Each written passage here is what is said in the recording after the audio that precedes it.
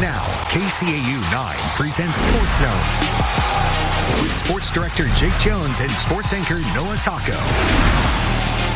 Your inside look at the local sports action begins now. Lions, Little Rock Lions. You're watching SportZone. The highlights start now.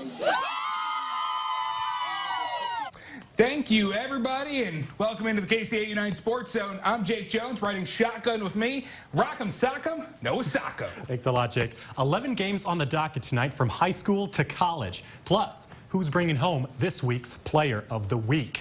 Well, before we get to that, let's start with our Game of the Week. Central Lyon George Little Rock came into the season as one of the favorites in Class 2A after a runner-up season a year ago. But a 35-7 loss to BHRV in Week 1. The question is, can they bounce back in Week 2?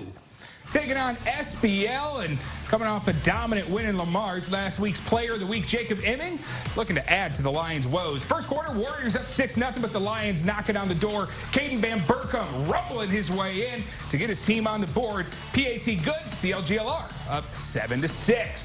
SBL keeping their foot on the gas. Middle of the second, Warriors up 14-7 inside the 20, and Imming finds a crease and doesn't get any easier than that. Walks it on in. SBL ups the lead to 14.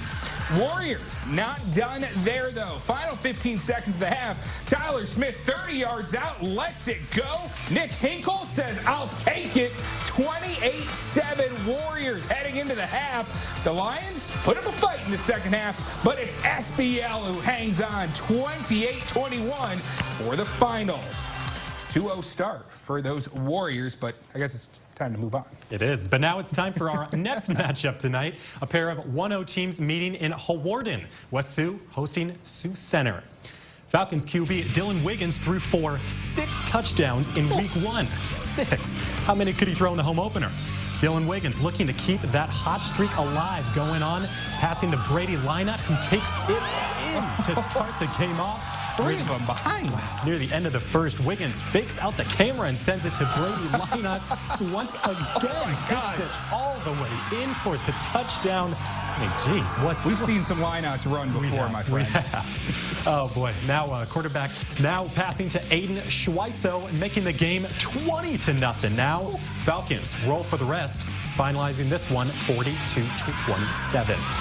Big win up in Hawarden, heading over to the Metro matchup now. Sioux City East hoping for 10 straight wins over North after both teams won in Week 1.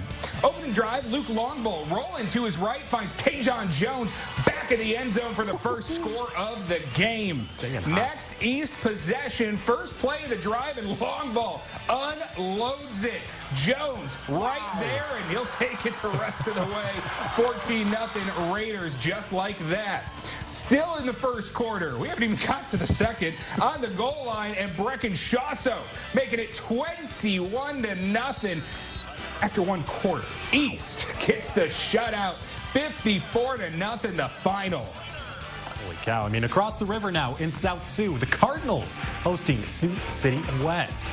South Sioux's only win last season coming over the Wolverines. Second quarter, 13-0. Drew Benson gets the carry, and he's got some room, but can he get there? Well, not quite. In fact, just shy of the 5-yard line.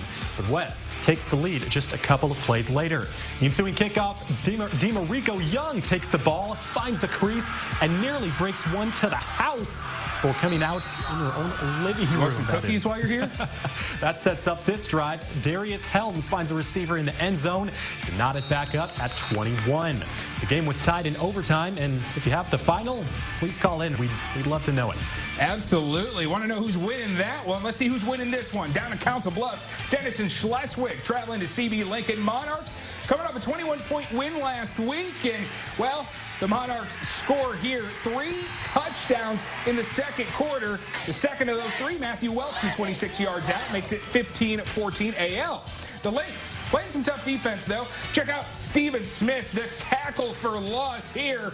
That's a good one. And, well, AL hanging on, though. They beat Dennison Schleswig 46-36, despite some late touchdown effort from the Monarchs. We have to take a quick break, but don't go anywhere, guys. Plenty of big matchups on the other side of the break. Plus, who will bring home Player of the Night? Some good candidates in our remaining games. Stay in the zone. Jacob Emming, SportZone Week 1 Player of the Week. Don't go anywhere. There's going to be more highlights after the break.